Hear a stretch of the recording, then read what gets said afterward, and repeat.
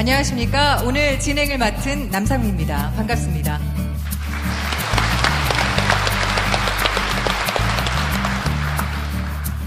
여러분 혹시 쌀 한 톨의 무게를 알고 계십니까?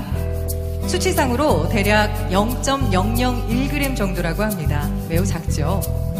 하지만 농업의 위대함을 그린 쌀 한 톨의 무게라는 노래를 살펴보면 이 쌀 한 톨의 무게는 생명과 평화의 무게, 또 농부의 땀과 세월의 무게, 또 우주의 무게라고 표현하고 있습니다. 자, 오늘 한국과 중국, 일본 지방정부 대표들이 함께 나눌 말씀 또한 이 귀하디 귀한 쌀 한 톨의 무게에 대한 이야기가 아닐까 싶은데요. 자, 우리의 근간이 되어주는 농업을 자세히 들여다보고 앞으로 나아가야 할 방향을 제시해보는 뜻깊은 시간 되시길 바랍니다. 자, 지금부터 2015 동아시아 지방정부 삼농 포럼 한중일 지방정부 대표로부터 듣는다를 시작하도록 하겠습니다. 자, 지금 이곳에는 각국의 농정을 총괄하고 있는 지방정부 대표님들, 또 관련 책임자분들, 전문가들이 함께하고 있는데요. 자, 한 분 한 분 소개해 드릴 때마다 큰 박수를 부탁드리겠습니다. 먼저 충남도와 동반자적 관계를 유지하고 있는 일본 나라현의 아라이 쇼고 현 지사님. 다음은 꽃의 도시로 아름다운 경치와 명승고적을 간직하고 있는 일본 시즈오카현의 가와가츠 헤이타 현 지사님. 중국 조선족 자치주로서 농업기술과 인삼산업 등 농업 분야에서 활발히 교류하고 있는 중국 옌벤주 한싱하이 부주장님. 그리고 중국 산시성 원인쉐 농업청 부청장님 참석하셨습니다. 그리고 대한민국 행정의 심장부 역할을 하고 있는 세종특별자치시 이춘희 시장님 자리하셨습니다. 반갑습니다. 네, 마지막으로 이번 포럼을 주최하는 충청남도를 대표해 안희정 충남도지사님이 참석하셨습니다. 네, 다시 한번 이 자리를 함께해 주신 여러분께 감사의 말씀을 드리면서 자, 오늘 토론의 좌장을 맡으신 안희정 충남도지사께 서두 발언을 청해 듣도록 하겠습니다. 자, 여러분들 반갑습니다. 오늘 자리는 농업, 농촌, 농민의 농업에 대한 문제입니다. 이 문제에 대해서 저는 오늘 이 자리에 계신 모든 분들이 우리보다 좀 앞서서 경험한 나라들은 지금 현재 농업을 어떻게 생각하고 있을까? 또 지금 우리와 함께 또 많은 산업화를 또 추진하고 있는 중국 같은 나라에서는 이 농업 문제를 어느 정도로 생각하고 있을까?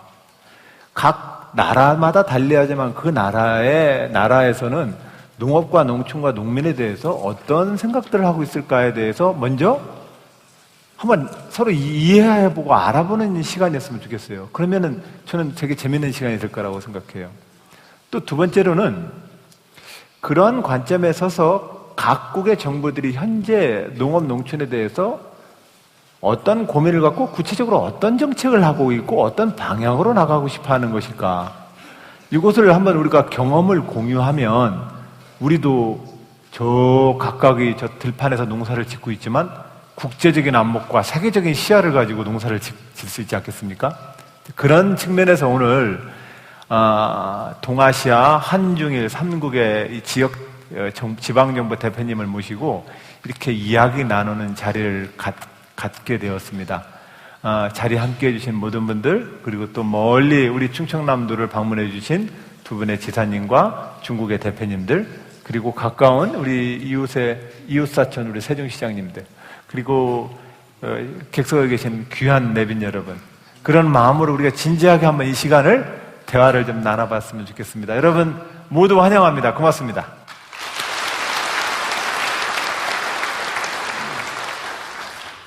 네, 충청남도의 삼농혁신, 과연 어떤 내용이고 또 어떤 그림을 그려가고 있는지 화면으로 영상 준비했습니다. 농어업은 나라의 근간이자 뿌리. 농어업이 바로 서야 나라가 설 수 있습니다. 하지만 지금 우리 농어업은 인구 감소와 극심한 고령화, 수입 농산물 개방과 농가소득 하락 등으로 위기에 처해 있습니다. 이제 우리 스스로 위기를 극복해야 할 때 충청남도의 삼농혁신으로 희망과 미래의 새 농어촌을 만들어갑니다.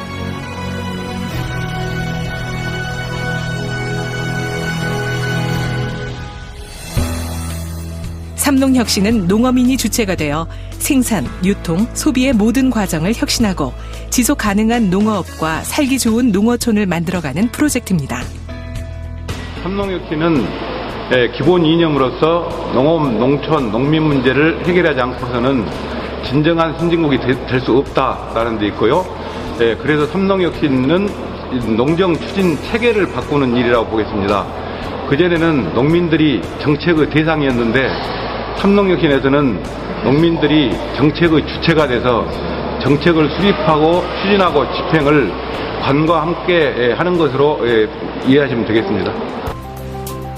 삼농혁신이 성공적으로 수행되면 우리 농어촌에 어떤 변화가 일어나게 될까요? 삼농혁신의 으뜸 마을인 충남 홍성군 홍동마을. 농업인이 주체가 되어 생산, 소비, 유통 과정을 개선하고 지속적인 마을 만들기 사업을 통해 농촌에 활력을 불어넣은 곳입니다. 삼농혁신은 정말 우리 마을, 또 특히 우리 마을에는 꼭 필요한 운동의 한 내용이다, 막 이렇게 얘기할 수가 있어요. 정말 최근에 와서 여러 가지 교육도 있고 또 프로그램들이 다양하게 있어서 아주 활력적인 그런 농촌 어떤 분위기를 바꾸는 그런 운동이다, 나 이렇게 생각해요. 특히 문당 환경 농업마을은 주민이 스스로 계획을 세워 친환경 오리 농업을 시작한 곳입니다. 덕분에 마을의 소득이 늘어나고 주민 삶의 질도 향상돼 신명나는 마을이 되었습니다. 유기농으로 농가 짓다 보니까 많은 사람 체험객도 많이 오고 이 지역이 안전한 먹거리 생산을 하기 위해서 전국적으로 알려주는 곳이기 때문에 자랑스럽습니다. 그리고 예전과 지금에 비교한다 보면은 유기농 허물로서의 어떤 소비자단 신뢰도 높고 그 높은 신뢰도 때문에 또 농산물이 다 팔리고 그래서 저희들은 농사를 지어도 걱정이 없습니다. 삼농혁신 중의 하나인 생산과 유통, 소비 과정의 변화는 마을에 새로운 일자리를 창출하기도 했습니다. 이름하여 할머니 장터조합. 지역 할머니들이 직접 생산한 물품을 장터에서 판매해 소비자와 만나고 공동체를 만들어 반찬 가게도 열었습니다. 여기 로컬푸드 생기기 전에 우리 할머니 조합을 만들어서 우리가 장을 열었어요. 일주일에 2주에 한 번씩. 여기 좋지요. 여기서 이제 그 장을 열을 때는 우리가 그런 걸 만들어야 되잖아요. 그러는데 여기서는 이게 시설을 다 해놓고 그냥 와서 일하도록 만들고 그 대신에 이제 여기서 나는 들어 있는 그 야채를 가지고 반찬을 만들기로 약속을 하고 그래요. 계약 재배를 통해 농가의 안정적인 소득을 보장하며 지속 가능한 농업을 실현하는 홍성군 홍동마을. 다양한 대안으로 진정한 삼농혁신을 실천하며 위기의 농촌에 희망의 변화를 시작했습니다. 삼농혁신이라는 건 변화가 농민이 편해야 되거든요. 그래서 뭐냐면 그 생산 거를 계약 재배를 실시하고 있어요. 그래서 농협과 계약 재배, 생협과 계약 재배. 그래서 농민이 편안한 마음으로 농산물을 생산만 하면 팔릴 수 있도록 그런 제도화가 되어 있어요. 그것이 혁신이라고 저는 생각해요. 살기 좋은 농어촌 만들기는 삼농혁신의 중요한 과제. 홍동마을 주민들은 마을 공동체를 꾸려 농어촌의 환경을 개선해 왔는데요. 교육과 여가, 소비는 물론 의료 서비스까지 마을에서 해결하고 있습니다. 지난 8월에 문을 연 마을의원. 덕분에 주민들은 병원에 가기 위해 먼 걸음을 할 필요가 없어졌답니다. 좋죠. 날마다 댕겨. 허리 아파가. 뭐가 제일 좋으세요? 다 좋아요. 가까워서 좋고 그렇지 않아요? 몇 발짝만 오면 이게 안 올 것도 허리 아파서 죽겠는데 치료되는 게 얼마나 좋아요. 많은 사람이 농업의 위기를 말하지만 삼농혁신은 위기에서 기회를 찾습니다. 농어민의 터전을 살만하게 만들고 그들의 얼굴에 웃음꽃을 피워주는 더 좋은 변화. 삼농혁신이 우리 농어업의 미래를 열어갑니다. 네, 영상 잘 봤습니다. 삼농혁신을 통해 나라의 뿌리에 농업이 튼튼히 자라나길 기원하겠습니다. 자, 지금부터는 안희정 도지사께 마이크를 넘기도록 하겠습니다. 예, 감사합니다. 무엇보다도 먼저 아까 소개 말씀이 다 있으셨습니다. 다 있으셨고 소개 말씀을 주셨는데 아라이 시오구 지사님, 우선 아라이 시오구 지사님 한번 우리 충남 도민들과 또 나라연에 대해서 소개 말씀 겸 인사 말씀 한번 좀 부탁드리겠습니다. 네, 감사합니다. 나라현 지사 아라이 쇼구입니다. 이처럼 좋은 포럼을 안 지사님이 개최를 해주셔서 대단히 기쁘게 생각합니다. 그리고 농업이라고 하는 매우 중요한 산업 분야에 대해서 상호 배우자라고 하는 의도에서 이런 포럼을 열어주셔서 대단히 감사하게 생각을 하고 있습니다. 나라현은요, 이 백제 그리고 백제와 매우 깊은 관계를 맺고 있는 지역입니다. 나라 시대에요. 7세기 정도였는데요. 그때 나라의 남쪽의 그 인구의 80% 정도가 백제의 사람이었다고 하는 기록이 남아 있습니다. 이 백제, 일본어로는 구다라라고 백제를 부르는데요. 백제 사람들이 큰 기술, 대단한 기술, 문화적인 기술뿐만이 아니라 농업 기술 그리고 국가를 형성하기 위한 기술을 갖고 있었고요. 그것을 갖고 일본은 국가를 만들어 나가게 됐다라고 생각을 하고요. 저는 아직까지도 백제분들에게 감사의 말씀을 갖고 있습니다. 백제는 멸망을 했지만 일본에서는 아직까지 살아 숨쉬고 있습니다. 그 백제의 자손분들이 나라를 비롯하여 일본 전국 각지에 살아가고 있고요. 그 부분에 대해서 감사의 말씀드리고 싶습니다. 당시는요, 매우 글로벌한 시대였습니다. 중국의 조화를 중심으로 한 글로벌 시대였는데요. 큰 문명이 일본까지 전달이 됐습니다. 한국을 통해서 전달이 됐기 때문에 대단히 감사하게 생각을 하고요. 그 시대의 그 글로벌화는요, 그 글로벌화가 다시금 지금 또 도래하고 있습니다. 예전에 그 글로벌 시대가 중심이었던 시대였는데요. 지금은요, 좀 더 플레이어가 당나라가 중심이었는데요. 지금은 서양, 유럽도 포함이 되어 있고요. 그리고 동아시아 이 지역이 다시금 글로벌한 세계가 됐습니다. 저희가 그러한 산하의 새로운 플레이어가 되어야 하고요. 동북아시아라고 하는 그 지역을 어떻게 저희 플레이어들이 어떻게 형성을 해나갈 것인지 그것이 앞으로의 저희들의 과제라고 생각을 합니다. 지금 이제 공업화에 대해서 중국, 한국, 일본은요, 전 세계 글로벌에서 많은 발전을 하고 있지만 농업은요, 공업 안에서는 매우 뒤처진 섹터입니다. 이 농업과 함께 산업화를 추진을 해야만 국가가 안정이 됩니다. 그것이 한중일의 그 공통된 과제라고 생각을 합니다. 이 글로벌 시대에서 농업이 어떻게 살아남을 것인지, 그리고 공업, 산업, 그리고 도시화를 하기 위한 필수적인 조건으로서 이 지방 정부가 어떻게 균형 잡힌 일을 할 수 있는지, 풍요로운 지방이라는 주제로요. 지방은 대도시가 되지 않아도 되지만 그 자연을 남기고 풍요로운 지방을 만들기 위해서는 이 농업이라는 요소가 반드시 필요합니다. 이것이 저희 삼농주의의 기본이라고 생각을 합니다. 그러한 중요한 포럼을 이렇게 안 지사님이 개최를 해주셔서 대단히 다시 한번 감사 말씀을 드리고 싶습니다. 감사합니다. 예, 이제 농업 문제에 대해서 뒤에 이제 본격적으로 시오구 지사님의 또 나라연의 정책을 또 이제 여쭤볼 수 있는 시간이 바로 이제 또 있을 것입니다. 우리 제 옆에 세종시 이춘희 시장님 계시는데 우선 우리 충남 도민 여러분들과 인사 나누시기 바랍니다. 네, 안녕하십니까. 세종특별자치시장 이춘희입니다. 저희 세종시는 물론 충북도 일부 포함되어 있지만 옛 충청남도에서 이렇게 분가한 그런 작은 집이라고 볼 수가 있겠죠. 그래서 어찌 보면은 큰 집 찾아온 듯한 그런 느낌이 들어서 여러분 이렇게 뵙게 돼서 아주 반갑다는 말씀부터 드리겠습니다. 아까 제가 잠깐 이제 기다리면서 먼저 우리 지사님들 그리고 일본에서 오신 지사님들 중국에서 오신 분들이랑 같이 얘기할 기회가 있었는데 우리 세종시에 대해서는 아직은 잘들 모르시는 것 같습니다. 우리 세종시에 대해서 간단히 소개하고 그 다음에 농업에 대한 말씀을 드리는 게 좋겠습니다. 우리 세종시는 우리나라의 국가 균형 발전을 위해서 중앙정부 차원에서 건설하고 있는 새로운 도시입니다.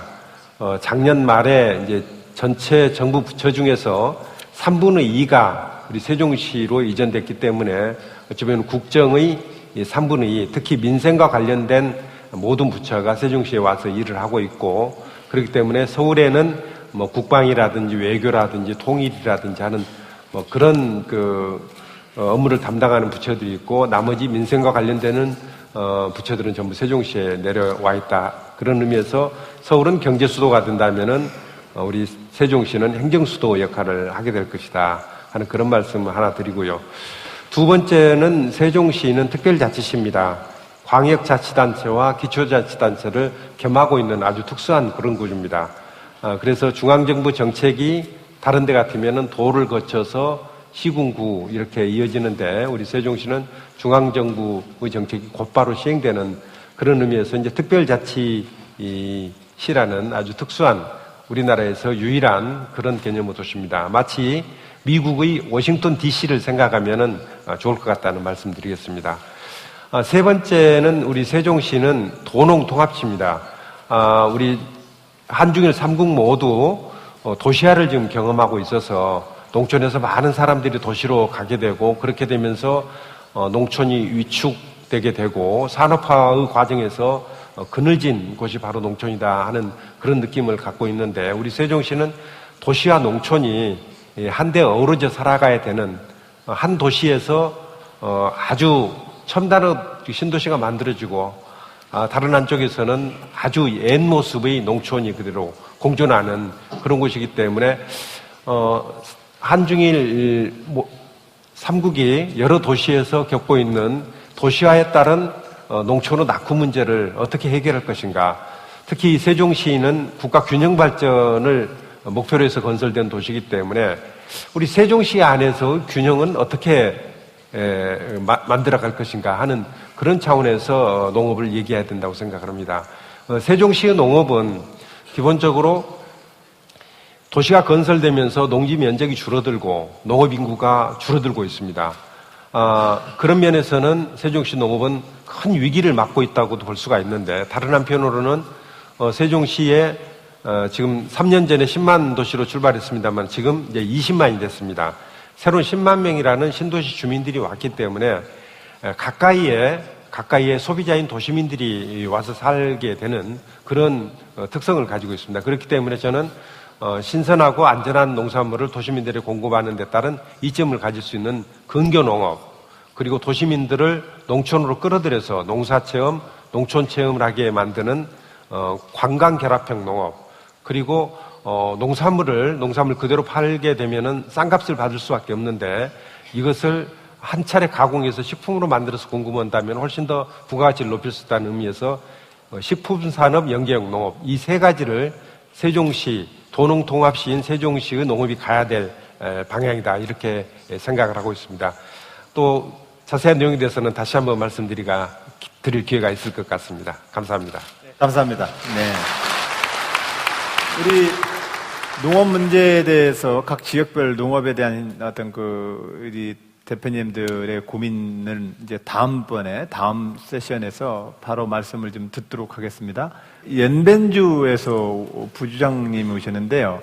한싱하이 연변주 부주장님, 인사말 겸 우리 연변주 소식 좀 전해주시죠. 네.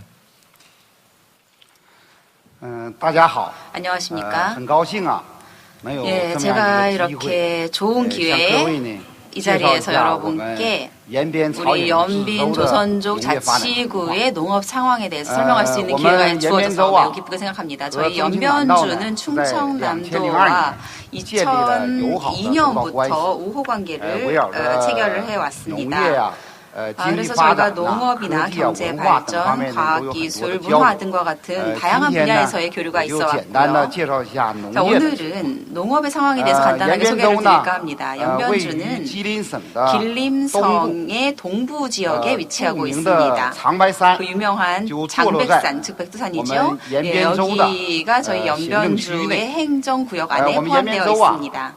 저희 연변주는 총 200여만 명의 인구를 보유하고 있습니다. 그 중에 농민이 대부분인 70만 명 정도 되고 있습니다.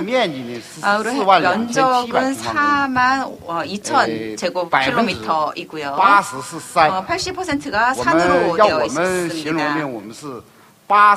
저희는 80%가 산이고 10%가 물이고 나머지 10%가 땅이다라고 얘기합니다. 그러니까 저희 농경지가 한 37만 헥타르 정도밖에 되지 않는 작은 면적을 가지고 있습니다. 대부분이 이제 그 벼농사를 하고 있고요. 황두 를 재배하고 있습니다. 옥수수도 재배하고요.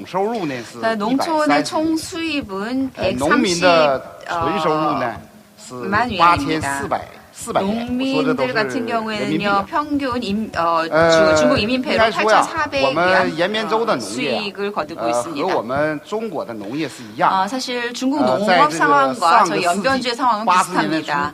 1980년대 초 이후부터요. 한 30년 정도를 거치면서 저희가 개혁개방 이후죠. 노동 생산성이 굉장히 크게 저하되었습니다. 그리고 경영이 소규모화됐고요. 그러면서 2008년도에 저희가 어떻게 하면 이러한 경영 규모를 좀 더 대규모화할 수 있을까, 그리고 이를 통해서 농민의 수익을 높일 수 있을까라는 부분에 대해서 고민을 하기 시작했죠. 그러면서 농장을 만들자라는 정책을 마련했습니다. 이런 수년간의 노력을 통해서 저희가 어느 정도 효과를 보고 있습니다. 지금 상황을 보면요, 농장 경영이 지금 현재 1,100여 개의 농장주가 지금 형성이 되어 있고요. 신흥 경영 경영법을 도입한 그러한 면적이 23만 헥타르에 달합니다. 그러니까 이러한 농장화 경영을 통해서 굉장히 많은 성과를 보고 있다라고 평가할 수 있겠습니다. 하지만 지금 상황에서는 아직까지는 조금 뭐라 그럴까요? 그러니까 이 농민의 가구는 굉장히 많지만 경영 규모가 아직도 충분히 크지는 않은 그런 문제가 있습니다.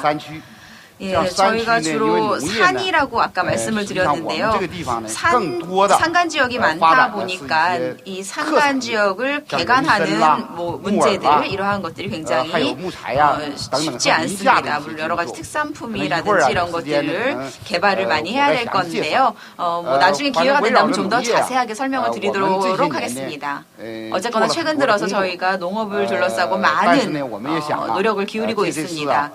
이번 이 삼농 포럼을 통해서 이 충청남도가 주최하고 있는 동아시아 지방정부의 삼농 포럼을 통해서 저희도 다른 나라의 상황도 좀 더 많이 배워가고 우리의 형제와 같은 이웃 나라들의 경험들을 많이 배우고자 하는 마음으로 왔습니다. 이 자리에서 다시 한번 충청남도의 안희정 지사님께서 우리에게 이런 좋은 자리를 마련해 주신 부분에 대해서 다시 한번 깊이 감사드립니다.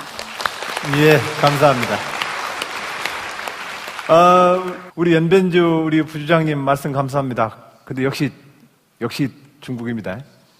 그 연변주의 80% 산에 10% 물에 10% 땅인데 그것만 해도 37만 헥타르라고 하니. 예.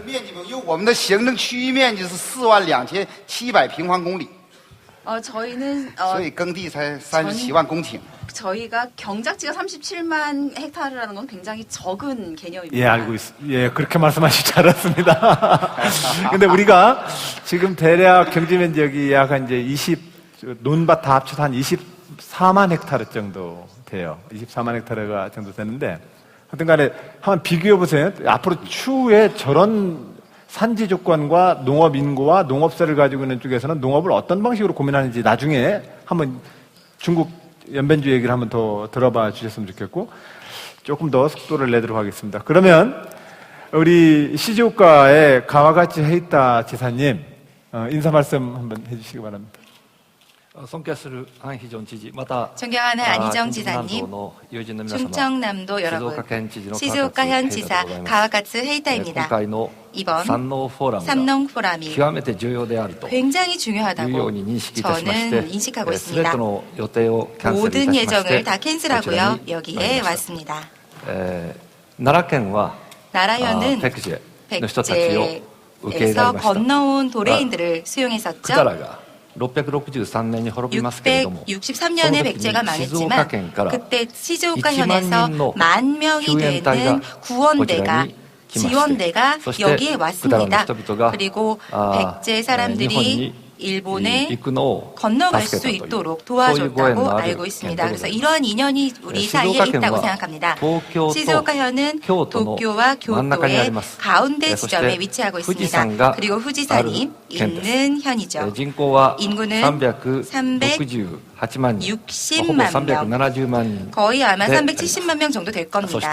그리고 현의 3분의 2가 숲입니다.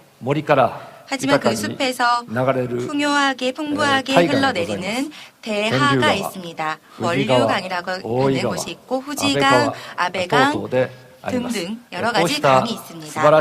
이러한 훌륭한 큰 강에 의해서 많은 농산물이 생산되고 있습니다. 그리고 해안선이 505km로 이어지고 있습니다. 그 중에서 수르가만이라는 곳이 있는데요. 그 수심이 2,500m가 됩니다. 그래서 일본에서 가장 깊다고 합니다. 그리고 엔주나다라는 굉장히 풍부한 어장이 형성되어 있는 곳이 있습니다. 그래서 시즈오카 현은 산의 진미, 바다의 진미에 많은 혜택을 받고 있는 곳입니다. 동시에 물이라는 것은 결국 생명과 연결되기 때문에 산업에 있어서 굉장히 중요하죠. 때문에 1차 산업뿐만 아니라 2차 산업, 예를 들어서요, 혼다, 스즈키, 야마하, 가와이 등등 세계적으로 유명한 기업들도 저희 현에 있습니다. 그리고 도쿄와 교토 사이에 있기 때문에 왕래가 많이 이루어지는 곳입니다. 때문에 제3차 산업, 호텔이나 서비스 산업도 굉장히 많이 발달한 곳입니다. 1차, 2차, 3차 산업이 밸런스 있게, 균형 있게 발달한 곳입니다. 그리고 저의 기본적인 입장은요, 첫 번째 천연 혜택, 그런 천연 자원을 소홀히 하는 문명은 멸망한다는 것이 저의 소신입니다. 때문에 후지산 또는 남알프스 각각 모두 세계유산에 등재되어 있는 곳입니다. 이러한 대지가 주는 은혜를, 혜택을 소중히 해야 한다라는 것을 항상 기본 소신으로 갖고 시정을 운영하고 있습니다. 그리고 동경은 보통 빌딩도 많고 서울하고 비슷하죠. 어제 제가 서울에서 도착해가지고 충청남도에 왔는데요. 그런데 여기 충청남도에 와보니까 이렇게 많은 숲에 또 산에 둘러싸여서 정말 안심을 하게 됐습니다. 근데 시즈오카현에서도 마찬가지, 동경에서 서쪽으로 가게 되면 학고네, 그다음에 남알프스 해안선 쪽으로 가면 시즈오카현으로 가실 수 있습니다. 그리고 시즈오카현 동경에 도착하셔서 시즈오카현으로 가시면 서울에서 충청남도로 오셨을 때 느끼셨을 듯 굉장히 마음 편하고 안심할 수 있는 그런 녹색 자연이 여러분들을 반길 것입니다. 여러분들께 오늘 많은 말씀을 듣고 많은 지혜를 듣고 돌아가도록 하겠습니다. 예, 잘 부탁드립니다. 감사합니다. 예. 우리 CG국가 그 가와가치 헤이타 지사님은 옥스퍼드 경제학 박사이신데 와사대 대학에서 경제학 교수를 하시다가 이제 이쪽 이제 지사님을 하시게 된 분입니다. 굉장히 영국 신사처럼 보이시죠, 그죠? 예. 네. 실제로 영국 신사세요. 아사코도 신시됐어. 예, 감사합니다. 지사님이야말로 신사 같으신데요. 예, 감사합니다. 우리 산시성의 부청장님이신 완인쉐 우리 부청장님 모셨는데요. 끝으로 우리 인사말 순서의 끝으로 우리 완인쉐 부청장님의 인사 말씀 좀 부탁드리겠습니다. 我来自中国陕西。说到陕西， 저는 산시성에서 왔습니다. 산시성에 대해서 아마 많은 분들이 그렇게 자세히 알지는 못할 것입니다. 하지만 시안이나 창안이라는 말씀을 들으면 모두 다 익숙하실 것입니다. 왜냐하면 시안과 창안은 세계적으로 유명한 역사적인 고도이기 때문입니다. 병마용이 그곳에 있죠. 5,000년의 역사가 있는 곳이고요. 최근에 산시성의 농업이 많은 변화를 겪었습니다. 저희는 20만 평방킬로미터의 농지가 있습니다. 수자원이 있습니다. 수자원의 면적이 20만 평방킬로미터이고요. 농업 인구가 1,700만에 달합니다. 그리고 농촌과 농민들이 차지하는 인구 비중이 전체의 47%를 차지하고 있습니다. 저희의 농지 면적은 300만 헥타르에 이릅니다. 과수원 면적이 100만 헥타르이고요. 그 중에서 사과를 재배하는 면적이 60만 헥타르입니다. 저희의 그 특산품 사과는 원래 일본에서 그 품종을 들여왔습니다. 현재 저희 그 사과 재배 면적이 68만 헥타르에 이르고 그 생산량이 1,000만 톤. 1,000만 톤에 이릅니다. 전체 중국 전체의 사과 생산량의 3분의 1을 차지하고 있습니다. 그리고 세계 8개 유명 사과 중에서 한 개가 바로 세계에서 8개 사과 중에서 한 개가 바로 저희 산시성에서 생산한 사과일 것입니다.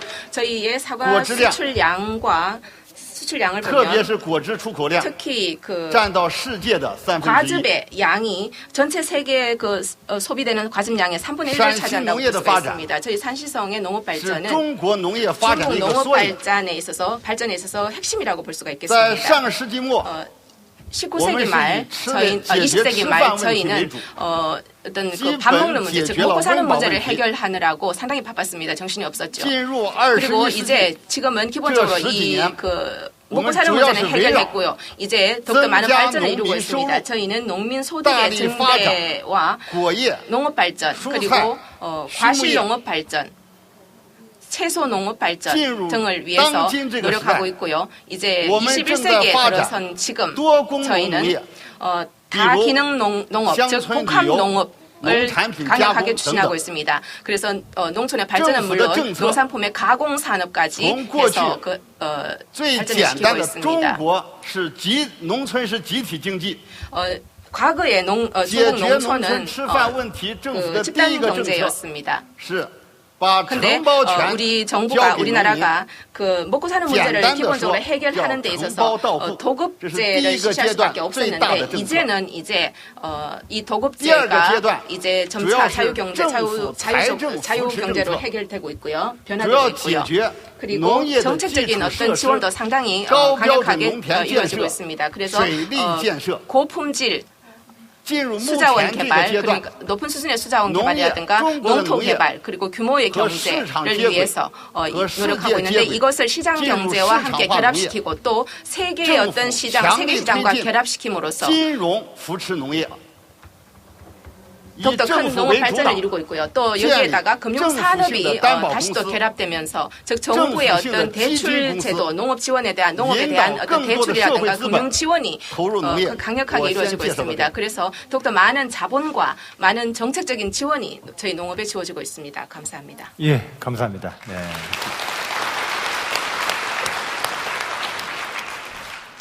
자, 우리 인사말들을 이렇게 다 나누는데요. 바로 이제 오늘 주제 몇 가지 그 현과 각 지방 정부에서 가지고 있는 각 국가가 가지고 있는 어떤 그 고민들과 과제들을 한번 이렇게 좀 보고 바로 이야기를 좀 듣고 싶어요. 저는 우선 이 주제에 대해서 우리 시지오카 우리 지사님, 지금 시지오카에서 농업이 차지하는 어떤 중요도가 어느 정도 됩니까? 価格ベースでいくと、1割を切っていますが 10% 이상인데 10% 못하지만 대부분 전이 2차 산업이 중심입니다. 하지만 これは決して 이것은 결코 농업이 쇠퇴 산업이라고 하는 것이 그런 말씀을 드리는 건 아닙니다. 그렇게 간주할 수는 없습니다. 농산물이라는 것은 저렴한 것이 들어오게 되면 저렴한 것을 많이 살 거라고 많이들 생각하시는데요. 사실은 사람들은 살기 위해서 먹는 것입니다. 그렇기 때문에 안전하고 품질이 높은 것을 요구하기 마련입니다. 때문에 저희 시즈오카현에서 생산되고 있는 농산물의 숫자를 강조해보면 339개 품목이 있습니다. 해산물을 넣으면 439 품목이나 있습니다. 残念ながら奈良県ではありませんで、鹿児島県218品目です。ですから 네, 저희가 가장 많고 저희 다음이 가고시마입니다. 그렇기 때문에 339품목이나 있다는 것은 일본 탑이라는 거죠. 그리고 해산물까지 넣었을 때 439라는 것은 항상 저희가 품종 개량을 하고 있기 때문에 품종 개량하면서 맛있게 고품질로 드실 수 있도록 결국 저희는 농업예술품이다라는 식으로 말씀을 드립니다. 농예품이라고 줄여서 얘기를 해요. 농예품이 시즈오카현의 농산물이다. 그리고 이 농예품을 만들고 있는 농업인은 소위 말하는 예술가다라는 측면에서 저희들은 그들을 표창을 하고 있습니다. 그리고 나아가서는 농작물이 가공이 또 되잖아요. 그렇기 때문에 식품 가공도 굉장히 중요한 부분입니다. 가공은 제2차 산업에 필적하기 때문에요. 1차 산업, 2차 산업이 함께 아우러지는 것이 굉장히 중요하고 가공 산업은 포장, 그러니까 어떻게 이것을 패키징 할 것인가, 그리고 표시를 어떻게 할 것인가, 이런 것도 굉장히 중요합니다. 바로 부가가치와 연결되기 때문입니다. 이런 식품에 관련해서도 탑 클래스 수준의 저희 식품 셀렉션을 통해서 그것을 하고 계시는 분들께 표창을 합니다. 그리고 이런 식자재나 식품을 사용하는 사람들, 우리 토지에서 나는 것을 써주시는 분들께는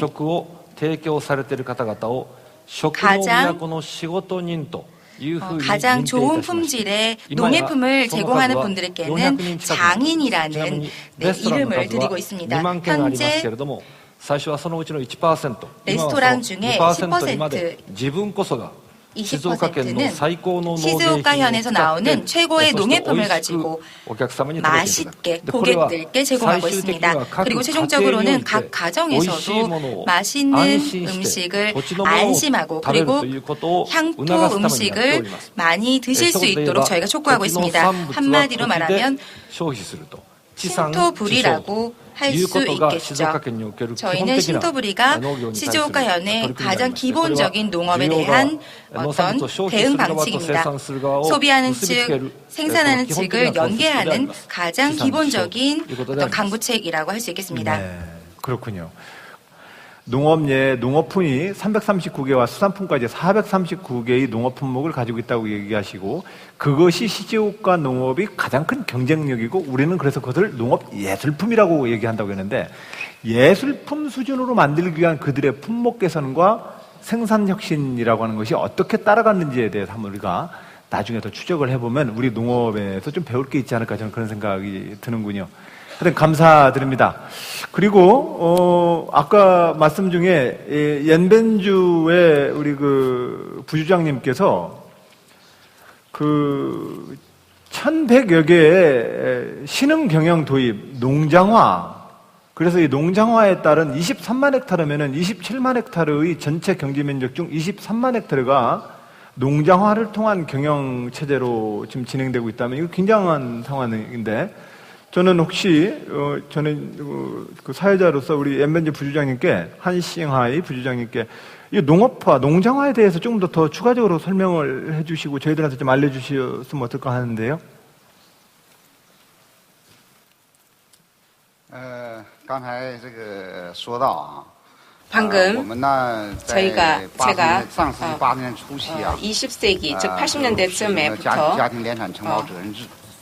그 가족 도급 책임제를 실시했다라고 얘기를 드렸습니다. 30년 동안의 발전 과정에서 농촌의 노동 생산량이 여기 계속해서 하락하는 상황이 발생했습니다. 그리고 이것이 또 농산품의 그 생산량에까지 영향을 미치게 되었습니다. 특히 연변주 같은 경우에는 특별한 상황이 있는데요. 제가 그 연변주의 어떤 연변주의 상황을 말씀드리면 연변주는 중국에서 유일한 조선족 자치구입니다. 근데 경제 면적이 매우 작죠. 근데 조선족 인구가 90년대 이후부터 어떤 그 경작 수익, 농업 수익이 계속해서 하락하는 상황에서 많은 인구들이 밖으로 나가는 그런 상황이 발생했습니다. 그리고 이러한 문제를 타개하기 위해서 어떤 협력 개발에 중점을 갖추게 되고요. 도시와 해외로 나가는 도시와 해외와의 어떤 협력을 계속해서 강력하게 추진하고 있습니다. 어떤 농업 생산성의 비교적 어떤 저하로 인해서 농업에 종사하는 노동력이 계속해서 감소하는 상황이 발생했습니다. 이러한 상황의 측면에서 저희는 전국에서 가장 먼저 주 정부가 어떤 여러 가지 다양한 농업 발전 정책을 내놓았습니다. 예를 들어서 어떤 자금 투입이 어떤 투자에 있어서 정부가 어떤 주정부의 상당히 많은 재정을 이렇게 농업의 어떤 지원으로 지출하게 되었습니다. 그리고 농업이 대형 어떤 대규모화 어떤 규모의 경영화를 이루기 위해서 농업 펀드를 또 조성을 했습니다. 그래서 어떤 농가의 토지가 점점 더 규모화되고 농가가 좀 더 대규모 경영을 할 수 있도록 경작을 할 수 있도록 하는 데 주력했습니다. 그래서 지금 많은 지금 현재 제가 방금 말씀드렸듯이 1,100개가 넘는 전문 농장이 있다고 말씀드렸습니다. 하지만 이 규모가 사실 아직 그렇게 큰 규모가 되었다, 발전했다라고는 말씀드릴 수가 없지만 어쨌든 이러한 어떤 정책적인 노력에 힘입어서 상당히 어떤 농업이 자리를 잡아가고 있고요. 어떤 여러 가지 품종 개발이라든가 신기술 개발 또 이런 측면에 있어서도 상당히 많은 어떤 발전을 이룰 수 있게 되었습니다. 그래서 현재 상황은 그럼 그 농장이 여러 농가가 결합되어지는 협동 농장입니까? 아니면 한 농가가 규모를 키워서 기업적인 농장이 됐다는 겁니까?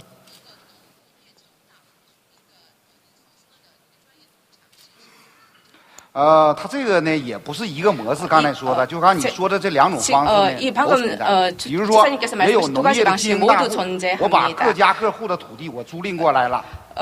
만약에 이제 많은 어떤 농지를 여러 농가의 토지를 내가 모두 내가 경영을 하겠다 이러면은 그 어떤 그 임대 비용을 지불하고 그 토지를 전부 다 자기가 빌려서 그 모든 것을 경영할 수도 있고요. 또 어떤 경우에는 또 어떤 원래의 대농가가 계속해서 대농가 경영 규모를 확대하는 그 방식도 있습니다. 그리고 주식회사 규모로 농가들이 어떤 그러면 아까 말씀하신 회사를 만들어서 하는 경우도 있습니다. 그것을 발전시키기 위해서 펀드를 조성해서 그 펀드를 조성해서 이런 경영화, 그러니까 한 개인이 농장을 좀 크게 늘려야 되겠다든지 여러 사람이 법인과 기업을 만들어서 농장을 만들어야 하겠다든지 할 때 필요한 자금을 그 펀드에서 지원해 준다는 말씀 같았는데 이 펀드는 누가 어떻게 어느 규모로 지금 조성되어 있습니까? 它这个资金呐，主要就是由这个专业农场的户呢，他来筹集。 이 농장 전문 농장에서 마련을 하고 있습니다. 예를 들면 금융기관에서 대출을 받는다든가 그리고 정부의 어떤 대출 지원을 받는다든가 이런 식으로 해서 그 필요한 자금을 마련하게 됩니다. 또 주 정부의 재정에서도 그 농민들에게 자금을 지원하고 있고요. 그렇군요. 네, 우리 세종시장님, 어떠세요? 이렇게 뭐 이제 다른 사례도 좀 들어보셨는데 세종시 입장에서는 어떻습니까? 농업 문제에 대해서 차후. 농업이라는 게 각 국마다 또 처해진 상황에 따라서 정말 다양한 그 정책들을 펴 나갈 수밖에 없는 것 아닌가 싶은 생각이고요.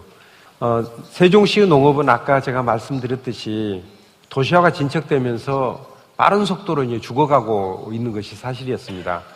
세종시에는 다양한 품목의 그 농산물이 생산되는 것이거든요. 뭐 딸기, 그다음에 토마토, 복숭아, 배, 포도 이런 다양한 그 과수도 있고 또 벼농사도 상당히 좀 잘 되는 편이고요.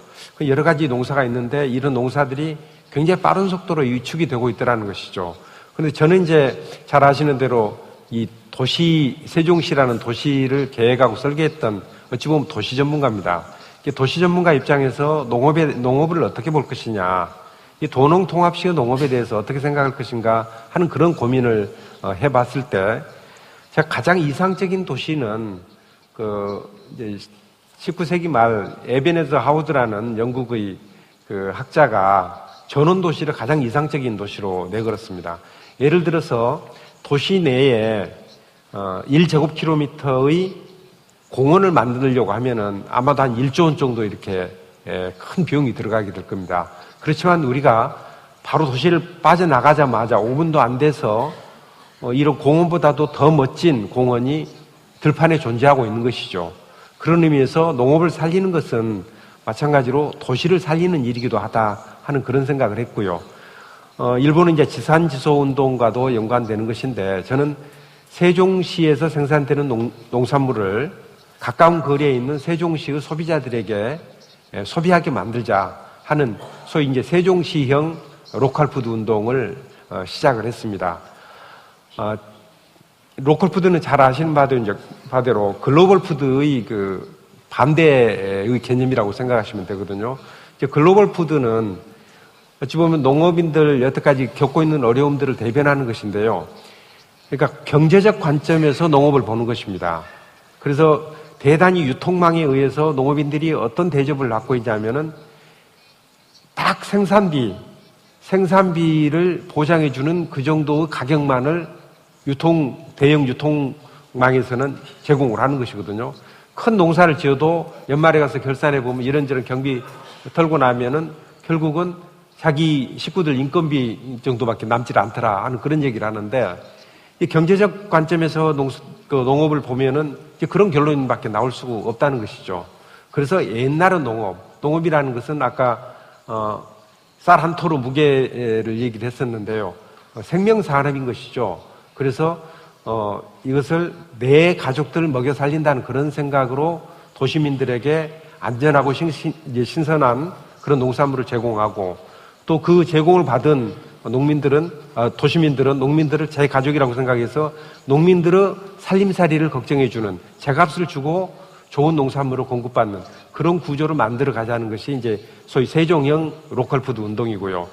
저는 그거에 더해서 한 가지 더 추가하는 바가 있습니다. 세종시는 전국 각지에서 모여드는 사람으로 새로 만들어가는 도시이기 때문에 이 세종시의 원래 살던 원주민들하고 새로운 이주민들이 하나의 도시민이 될 수 있었으면 좋겠다. 그렇게 하기 위해서는 농민들과 도시민의 관계가 형성이 돼야 되는데 이 로컬푸드 운동을 통해서 농민과 도시민 간의 관계가 형성되고 그 과정에서 하나의 시민으로 만들어져 가는 그런 목표를 향해 이제 뛰고 있다고 생각하시면 되겠습니다. 그래서 마지막으로 한마디만 말씀이 길어졌습니다만 행복한 농민, 건강한 시민, 함께하는 세종시라는 캐치프레이즈로 로컬푸드 운동을 핵심 농정으로 지금 삼아서 추진하고 있습니다.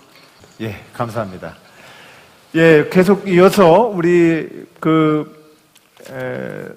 아라이 쇼구 지사님께 이제 말씀도 좀 청해 듣고 싶습니다. 아까 서두 말씀에서 아무리 공업이나 뭐 도시화나 이런 것이 진행되어도 농업의 가치는 변함이 없지요 이렇게 얘기를 하시면서 농업 가치의 중요성을 말씀을 하셨습니다.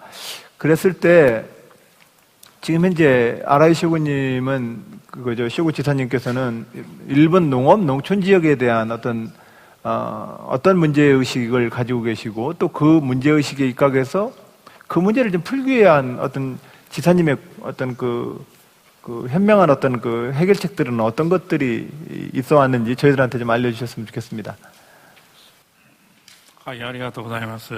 네, 감사합니다. 나라현은요, 농업의 그 모델, 좋은 모델을 제시하기가 조금 어려운 도시이긴 하지만 과제는 많은 모델을 제시할 수가 있습니다. 일본 전체가요, 선진 지역인데요. 과제도 선진 지역이 되고 있습니다. 과제도 이런 것이 앞으로의 과제입니다라고 하는 그런 선진 과제가 있는 나라이기도 합니다. 그런 과제를 어떻게 극복하기 위해서 노력을 하고 있는지, 성공 사례죠. 좀 어려운 난치병은 있습니다라고 말은 할 수 있겠지만 어떻게 그 약을 만들어야 되는지에 대해서는 말할 수 없는 상황이긴 합니다만요. 어려운 과제에 대해서 말씀을 드리면 특히 저희 지역도 마찬가지인데요. 농촌 인구의 고령화가 가장 큰 문제입니다. 농촌에 살고 계시는 농민분들이 점점 고령화하고 되고 계십니다. 나라현은요. 농민의 그 3분의 1 이상이 만 65세 이상인 분들입니다. 따라서 농업을 하시기에는, 농사를 하시기엔 너무 힘이 드신 나이시죠. 그것이 과제입니다. 중국도, 한국도 아마 이제 조만간 이제 그런 과제가 도래하지 않을까 싶은데요. 그 고령화가 되어버리면 농민 인구도 당연히 줄어들게 됩니다. 농민 인구가 줄어들게 된다는 것은 젊은 사람들은 도시로 이주를 해서 이제 일을 하시게 되겠죠. 즉, 농촌을 떠나게 됩니다. 이것은 삼국 공통 과제입니다. 이것은 농촌 문제로서 이렇게 지금 현재 나타나고 있는데요. 나라현은 나라현에서는 이 고령화, 농민들의 고령화가 심하게 나타나고 있습니다. 이것은 아마 앞으로 한국과 중국에서 나타날 수 있는 공통과제라고 생각을 합니다. 그리고 연변주 관계자분, 그리고 세종시장님 말씀하신 것처럼 정말 많은 도움이 저에게 됐습니다. 많은 도움이 됐는데요.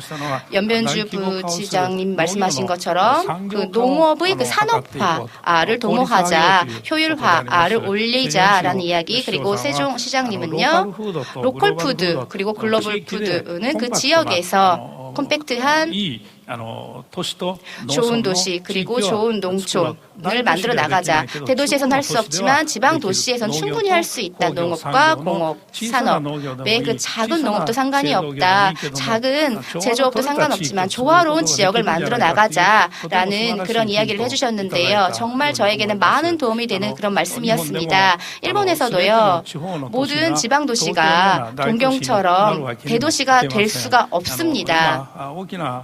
현재 많은 고용은요, 이제 동경 등에서 이제 발생을 하는데요. 중국에서는 북경, 상해죠.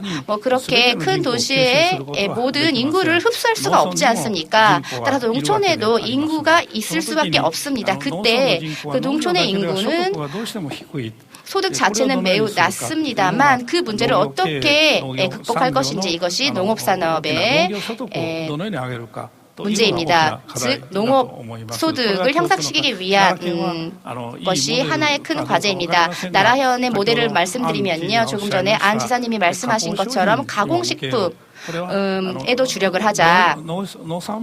농산물은요, 좀처럼 기간이 신선해야 하기 때문에 기간이 오래가지 않지 않습니까? 따라서 신선한 것을 먹어야 하기 때문에 그러는데요. 이를 위해서 포장 기술, 보냉 기술이 발전을 했습니다. 보냉 기술이 있으면 어느 정도 장기간 유지를 할 수가 있겠죠. 하지만요, 더 길게 가기 위해서는 가공을 하거나 드레싱을 하거나 뭔가 변화가 필요합니다.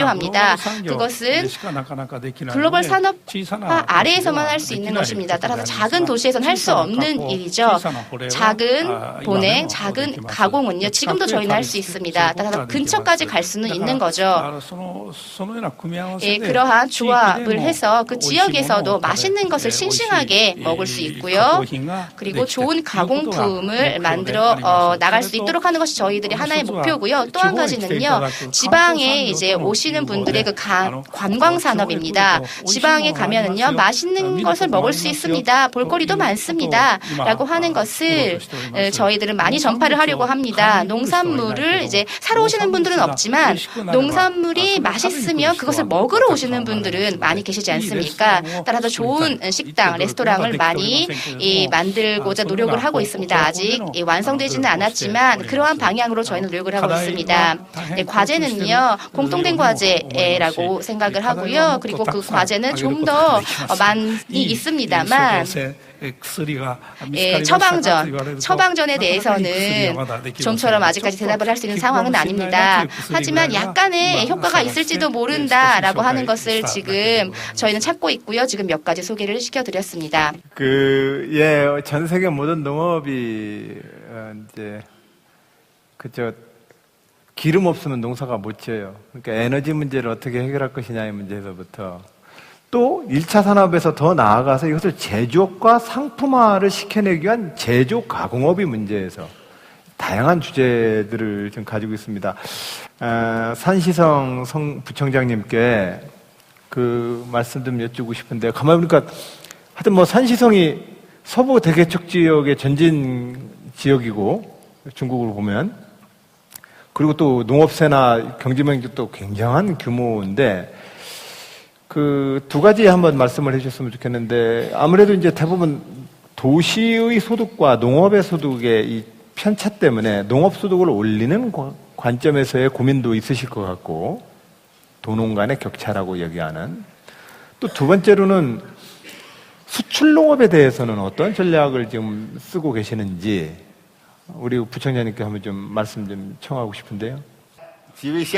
예, 앞에서 말씀을 여러분이 해주셨는데요. 농업의 발전은 아주 두 가지로 나눠봐야 될 것으로 생각합니다. 우선 시장의 문제가 가장 중요할 것이고요. 두 번째는 효율성의 문제입니다. 현재 중국의 농산품은요, 저희 산서도 마찬가지인데요. 전반적인 발전 과정에서 두 가지의 아주 심각한 문제에 봉착해 있습니다. 첫 번째는 가격 문제죠. 가격이 너무 낮게 책정되어 있습니다. 특히 국제 시장하고 비교해 봤을 때 저희 농산품 가격이 너무나 낮게 형성이 되어 있다 보니까 원가가 많이 듭니다. 그래서 아까 앞에서도 말씀을 해주신 분들이 있었는데요. 시장의 수요에 맞춰서 끊임없이 농산품 품질을 향상시킬 수 있도록 개량을 해야 합니다. 이게 첫 번째고요. 그래서 고품질 농산품에 대한 생산에 대한 수요가 많습니다. 그리고 이거 중국 지금 13억 인구인데요. 자금만 하더라도 좀 굉장히 큰 시장인 거죠. 자, 두 번째 문제점은요. 아까도 다른 분들도 말씀하셨는데요. 다기능, 즉 멀티플한 농업을 발전시켜야 한다라는 것에 있습니다. 예를 들자면 어떤 여행이나 관광 쪽을 더 개발을 한다는 것도 있겠죠. 중국에서는요, 우선 과거에는 이제 먹고 사는 문제가 가장 심각했죠. 그리고 나서 그 문제를 해결하고 나서는 두 번째 농업의 농가의 생산과 소득의 증대에 있습니다. 그래서 농업이라는 이 자원을 활용해서 어떻게 하면 소득을 증대할 수 있을 것인가 라는 문제에 있어서 사실 농산품 재배에만 의존을 하기에는 한계가 있습니다. 과거에는 농산품이라는 것은 하나의 상품으로서 식품으로서 일반 상품의 가격과는 다르게 책정이 되어 있습니다. 그래서 이 가치가 사실은 굉장히 이렇게 높아야 하는 것인데 그렇지 못했던 측면이 있죠. 가장 중요한 문제는 사실 시장의 개척에 있습니다. 과거에는요. 저희 중국에서는 중점적으로 외국인의 투자를 유치하는 데 초점을 맞췄습니다. 그러다 보니까 미국이나 일본, 한국과 같은 선진 기술과 자금을 끌어들이고자 했습니다. 그런데 중국은요, 지금 어느 정도 발전을 하다 보니까 우리가 국제시장으로 나아가고자 하는 욕구를 가지고 있습니다. 그래서 적극 해외시장으로 나아가려고 계속 모색을 하고 있습니다. 그렇군요. 농업의 수출 기업화를 한편으로는 도모하신다. 이렇게 이해하면 될까요? 예, 그렇군요. 어떻게 보셨습니까? 저는 대략 이 말씀들을 봤을 때 중국이 지금 처하고 있는 농업의 현실, 아까 우리 산시성의 우리 부총장님 말씀처럼 배고픔의 시대는 이제 벗어났다. 기초 산업 개발 단계로부터 좀 더 나아진 새로운 농업 시대로 가고 있는 흐름을 우리는 지금 볼 수 있습니다. 그리고 그것이 가지고 있는 또한 규모화와 기업화라고 하는 중국의 흐름에 대해서도 일정 정도 존재한다는 것을 좀 알게 됐고요. 또 일본의 사례를 보면서는 역시 우리보다 또 역사적 경험을 한 걸음 앞서서 나가고 있는 나라의 입장에서 전원도시, 원예농업, 외식산업, 품종의 다양화, 안전한 먹거리, 관광산업과의 결합, 그리고 이런 것 속에서의 농촌의 고령화의 과제, 이런 것에 대한 고민들에 대한 것들을 봤습니다. 우리는 서로 지역도 다르고 역사도 또 나라마다의 특징이 다 달라서 똑같은 방법을 서로에게 적용하기는 분명 불가능하지요. 그러니까 남의 것을 보는 것은 참고하기 위한 것이 측면도 있고 또 그 속에서 어떤 본질적인 어떤 원리를 서로 따라 배우는 것들이라고 생각을 하는데, 그러나 이런 이야기를 통해서 농업에 대한 각국의 어떤 공통의 중요도와 중요성의 강조에 대해서는 우리가 같은 마음이라는 것을 또한 확인할 수 있었습니다. 자, 그럼 끝으로 우리 그 연변주의 우리 부주장님에서부터 이렇게 마지막 이제 인사말 겸 오늘 준비하셨던 말씀 중에서 다 못하셨던 말씀들을 요약하셔서 이번에는 2분씩, 예, 2분씩 인사 말씀할 수 있는 기회를 한번 좀 갖도록 하겠습니다. 우리 연변주 부주장님 부탁드립니다. 우선 이렇게 삼농 포럼에 참석하게 되어 여러분들의 많은 그 고견을 듣게 되어서 무척 기쁘게 생각합니다. 그리고 이렇게 이 기회를 빌어서 일본과 한국의 삼농 발전 방향에 대해서 좀 더 이야기되어서 무척 고맙게 생각합니다. 저는 방금 그 전에도 이엔변조우의 상황에 대해서 말씀을 드렸습니다. 이엔변조우는 87%가 산림, 즉 약 80% 이상이 산림 지역이다. 그러면 이런 상황에서 어떻게 하면 생태 환경을 보호하고 또 한편으로 농민들을 농업을 발전시킬 것인가 하는 것이 저희들이 현재 직면해 있는 문제입니다. 농민들의 소득 증대가 무엇보다 중요하기 때문이죠.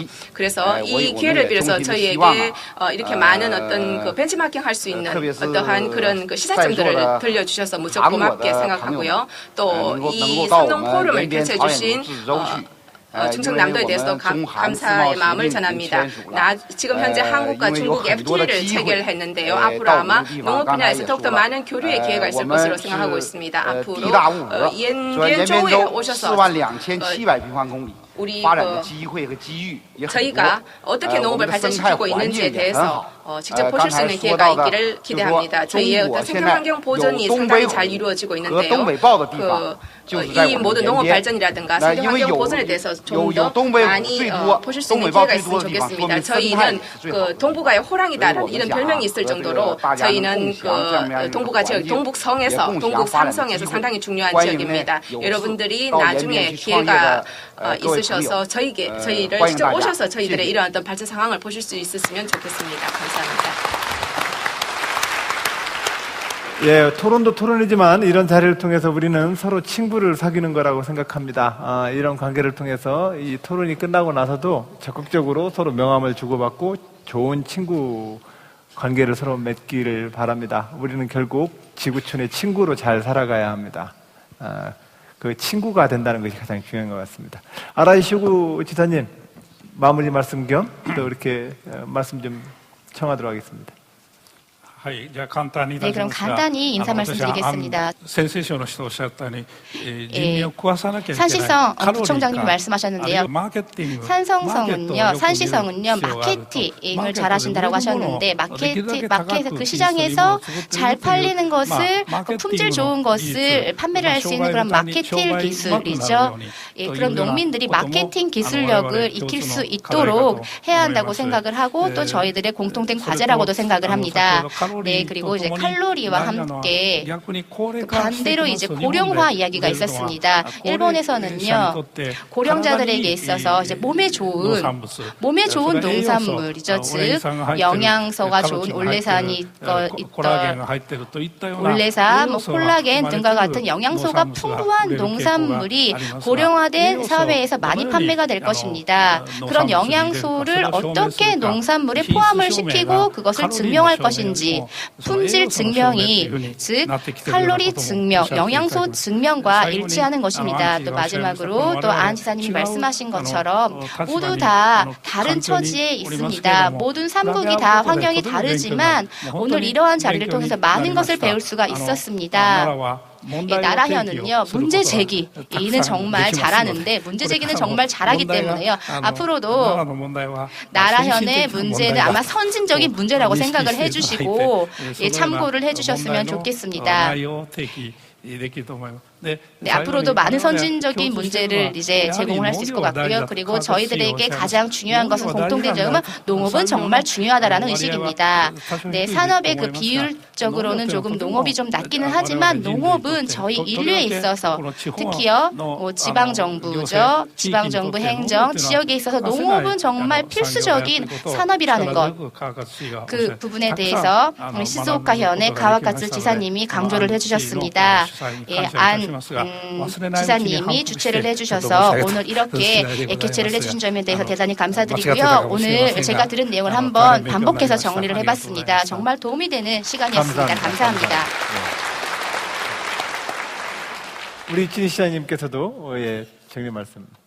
오늘 좋은 말씀들 많이 들었습니다. 이제 각 나라마다 지역마다 사정이 각각 다르죠. 저희의 경우, 저희 도시의 경우, 우리나라의 경우에는 어찌 보면은 여태까지 우리가 추구해 왔던 것이 대량 생산을 통해서 생산성을 높이고 농업 경쟁력을 키우는 쪽으로 우리가 신경을 많이 써왔다면은 지금 단계에서 한 번 정도 고민을 다시 해봐야 될 것 같은데요. 이제는 어찌 보면 농업이 경제적 가치보다도 생명산업으로서 가치 이런 부분에 좀 더 포커스를 좀 맞춰가야 될 것 아닌가 하는 그런 생각을 해봤습니다. 예, 가와카츠 지사님께도 말씀하셨습니다마는 농업이 가지는 외부 효과에 대해서도 좀 더 얘기를 했으면 좋겠다 싶습니다. 농업이 다른 산업으로부터 예를 들어서 농업과 IT를 결합시킨다든지 다른 산업으로부터 많은 것을 받아들이기는 해야 되겠지만 또 역시 농업이 다른 산업에 미치는 좋은 효과에 대해서도 얘기할 필요가 있겠다. 특히 저희처럼 도농통합식의 경우에는 농업이 미치는 외부 효과에 대해서도 얼마든지 강조할 필요가 있겠다 싶은 생각입니다.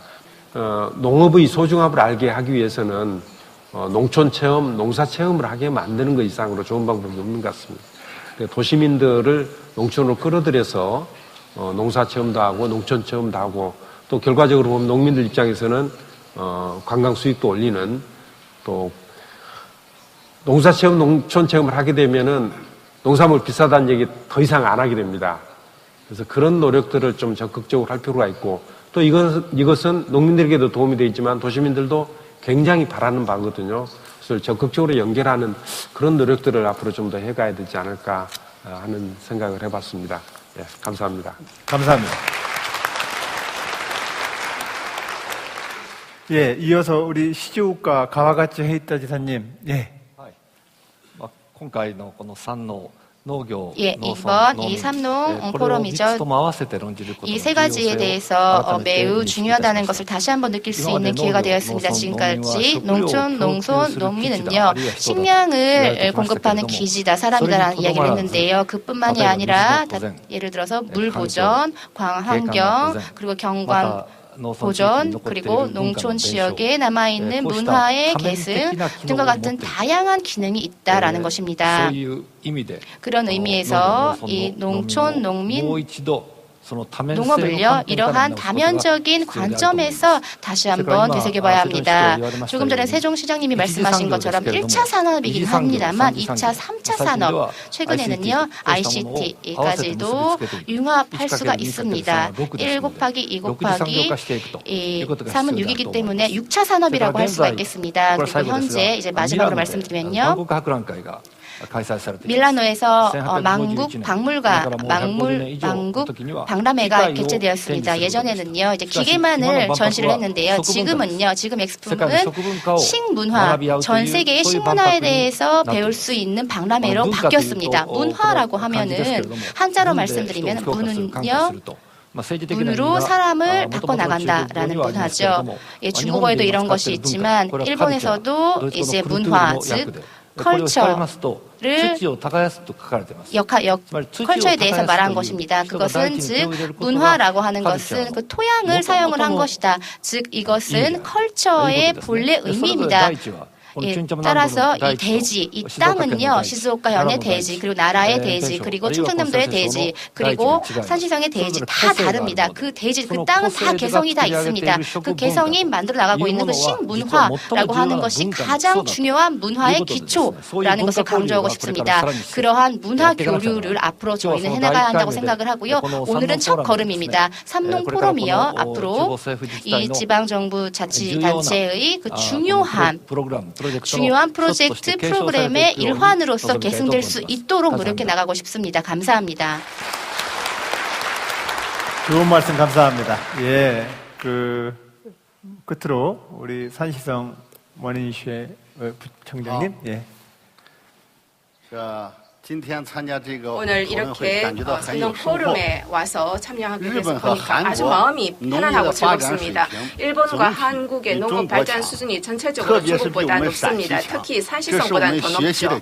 그래서 저희에게는 이것이 어떤 배움의 기회라고 말씀드릴 수가 있습니다. 제가 간단하게 4가지 말씀을 드리고 싶습니다. 첫째는 사물 인터넷을 통해서 물류 어떤 지혜로운 농업을 실현하자라는 것이고, 두 번째는 전자상거래를 통해서 농산품의 판매를 확대하자는 것이고요. 세 번째는 가공을 통해서 농업의 부가가치를 높이자는 것입니다. 그리고 네 번째는 생태 자원을 활용해서 发展休闲农业，使更多的城市人到农村观光消费，增加农民的收入。 또 농민들의 농업 체험을 하면서 농가의 소득을 올릴 수 있게 하자는 것입니다. 감사합니다. 자, 우리가 이 3국의 농업 정책들의 주요한 골자들을 봤습니다. 그런데 이 큰 틀들은 한번 다 좀 들어보셨을 겁니다. 그런데 요 부분으로 더 들어가면 품종 개량의 문제나 지역의 외식 산업의 문제라거나 농업과 농촌의 다원적 가치를 좀 더 현실적인 나의 경제적 수입으로 연결시키는 문제라거나 이런 각각의 영역으로 가면은 우리가 조금 더 들여다봐야 될 어떤 구조들과 지혜들이 있을 것이라 생각합니다.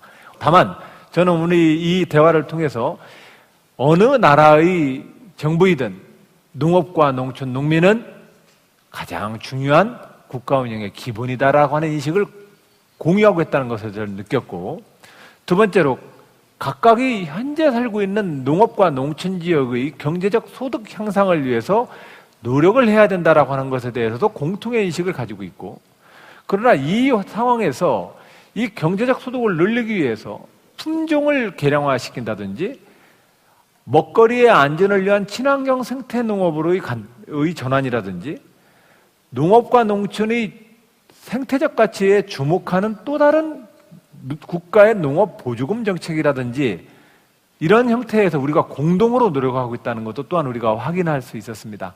그런데 저는 똑같은 약을 처방을 받아도 그 약을 먹고서 병이 빨리 나는 사람이 있고 차도가 잘 안 나는 경우가 있어요. 그게 왜일까? 그것은 그 나라마다 정부와 민과 관이 또 연구자들이 어떻게 팀워크를 이뤄서 잘 협력하느냐가 그 차도를 결정할 거라고 생각합니다. 보약으로 치면은 내가 먹는 위장과 장과 보약을 끓이는 전체의 과정이 어우러져야만 그것이 차도를 내는 것처럼 이 모든 흐름들을 현실화시켜내는 힘은 결과적으로 나물 무침의 마지막 손맛이지 않겠습니까? 그 손맛을 결정해내는 것은 그 지역사회와 국가사회가 이루어져야 될 과제인 것 같습니다. 이런 과제들을 서로 좀 확인하면서 오늘 한중일을 대표하는 대표님들 좋은 말씀, 이야기를 나누는 자리 마치도록 하겠습니다. 감사합니다.